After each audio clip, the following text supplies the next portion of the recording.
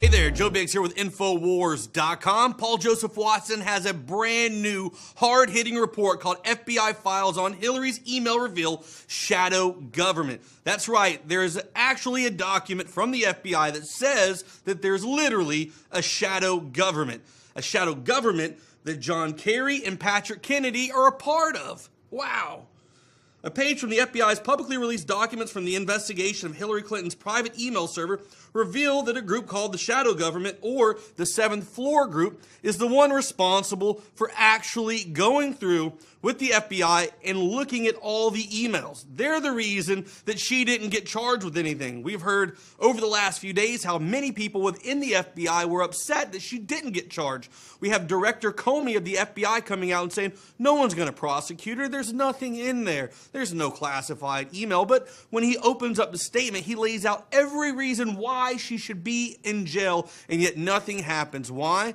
Because we actually have a shadow government operating on the 7th floor of this building that controls and deals with all things Hillary Clinton. You can find more information about this at Infowars.com. I'm Joe Biggs. The next few minutes, the latest WikiLeaks with new revelations by the thousands coming out each day. But if you look at the full spectrum of the last month, it's clear. The mainstream media is completely directed by a group above Hillary Clinton, a shadow government. And that just came out in the latest emails last night. Clearly, Hillary and the globalists are planning to try to steal the election. Internal polls show Trump way ahead, and sell the whole thing as a way to, quote, stabilize our internet grid and other telecommunication systems. So we are witnessing the preparation just 20 days out for the shadow government to steal the election, not from Donald Trump, but from the American people. In Washington, in other hidden sites around the nation, there is a world so secret, insiders call it black. Because no light shines in to reveal what is hidden there. A world of super secret defense and intelligence programs, black programs. Hundreds of thousands of people work in this shadowy world, pass their lives in black programs. Before he died, I was able to interview several times Anthony Sutton, who had been the chief congressional archivist during major bipartisan committee hearings dealing with the fact that after World War II, with the threat of nuclear war, a continuity of government system, or COG, had been set up in case Washington, the president, the vice president, and much of Congress were killed in a nuclear attack. There would be a new government coming in to continue constitutional law and then to hold new elections. In our examination of the Doomsday Program, we've shown how, in the name of national security, the National Program Office, a classified program with a legitimate mission, overstepped its authority, committed fraud, covered up abuses, avoided oversight, and retaliated against people who challenged its power.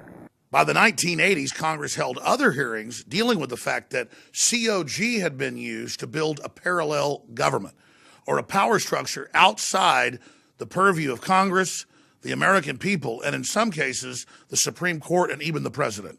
FEMA was established in 1979 to basically organize the federalized control outside of Congress or even the states to establish 10 regions that would be controlled by the Continuity of Government Board.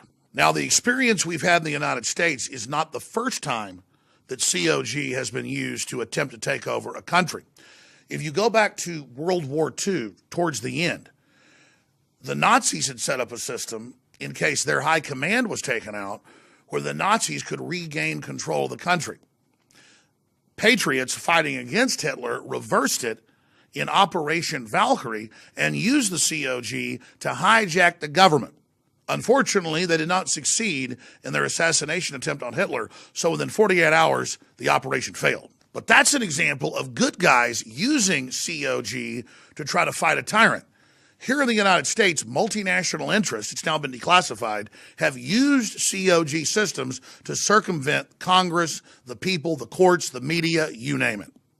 We've seen tens of thousands of WikiLeaks emails of Podesta, Hillary Clinton's chief of staff, and others released in the last few weeks. But this new data dump comes from the FBI, On Monday, they released thousands of pages of emails of high-up Clinton aides, as well as Hillary, organizing a cover-up of what was really happening with her investigation with the emails and the classified information.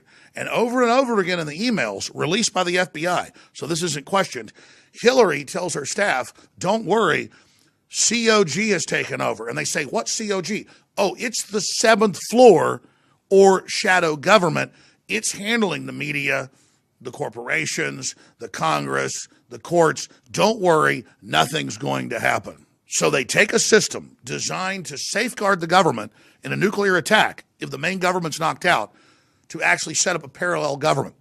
And this has happened over and over again in third world countries. It's allowed coups in Russia. This system of having a backup government almost always leads to a coup d'etat. But in the West, it's more sophisticated. It's an unspoken coup. And as long as the mainstream media goes along with it and ignores all these incredible revelations, the coup is able to operate in the dark. The FBI released other documents yesterday as well, showing 50-plus pages of memos from senior FBI agents who were visiting with Hillary Clinton's aides and top staff of the State Department, saying, listen, we'll give you a lucrative job in the State Department. You can be the ambassador's assistant. You'll make 3 times as much money. Just don't report that she was passing classified emails. The FBI went and filed internal memos on this, and the FBI agents are in the memos so upset, saying, call a grand jury. This is espionage. This is fraud. This is racketeering. They will be indicted right away because they tried to bribe FBI agents in issues of national security. And again, that's the issue with tyranny. If they can become too corrupt to fail, like big banks, then the sky's the limit. If they're able to get away with this, what else won't they get away with? And in other WikiLeaks, separate from the FBI, we have Hillary saying, just do whatever George Soros says, make him happy. It's also come out in the latest WikiLeaks that mainstream media is scared to criticize Hillary because they'll be put on some type of persecution list once she gets elected. Talk about a nation of cowards. Somebody who isn't a coward is Michael Savage, one of the most popular talk show hosts in the country. Back in 2009, I remember him raving about the fact, I know Hillary put me on this list. The State Department's over it. I can't fly to England. They want to set a precedent to ban anybody's travel they want. And it just came out in the WikiLeaks, and indeed, they told England to ban him from flying, to set the precedent to ban other citizens from travel. I want to ask the so-called left something. I'm a libertarian. I don't consider myself to be a Republican. The Democrats, though, are the main party taking over right now. If Republicans were doing it, I would oppose them. But is there any level of corruption you would not support by Hillary? Is there anything you won't sanction? Because now they want war with Russia. Is there any line? Because, I mean, if Trump did 1/10 of this stuff, I'd be against him. It's clearly manufactured. It's clearly out of control. And the whole world is in grave danger. So I want to ask you in closing, please comment below if you can do anything other than, make sarcastic comments.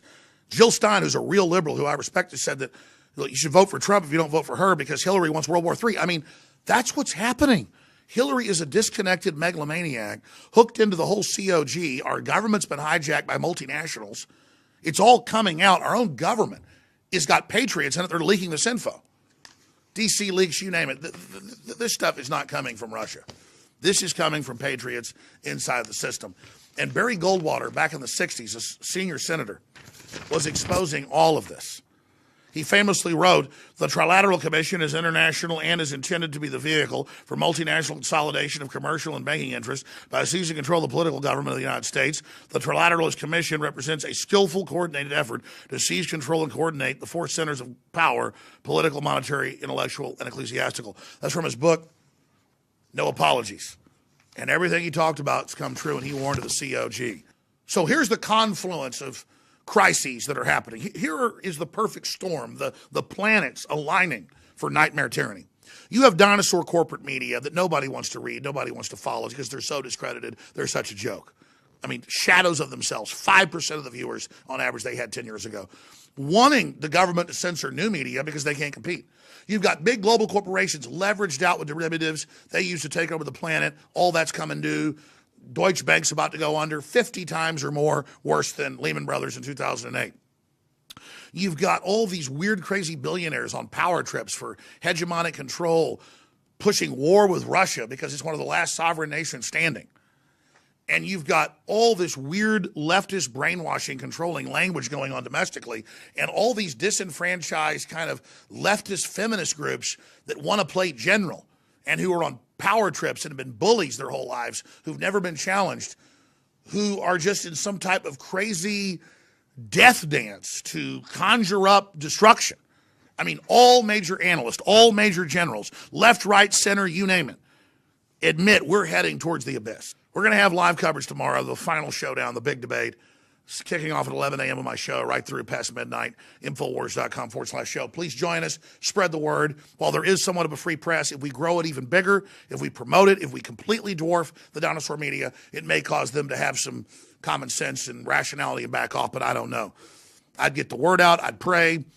I'd speak out. I would support independent media. And I would set up your own media operations as well. It's very easy to do today, so there's more voices against this insanity. I'm Alex Jones signing off for Infowars.com. If you're watching this transmission or listening to it and you're taking action, you are the result.